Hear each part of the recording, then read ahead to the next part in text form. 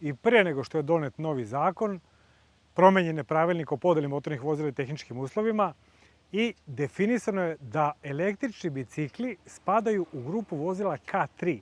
Dakle, to su bicikli sa pomoćnim elektromotorom čija snaga ne prelazi 0,25 kW. Sve preko toga ne znamo šta će biti, ili neće moći da se registruje ili će moći da se registruje kao moped. Uglavnom neće više moći da se koristi kao do sada.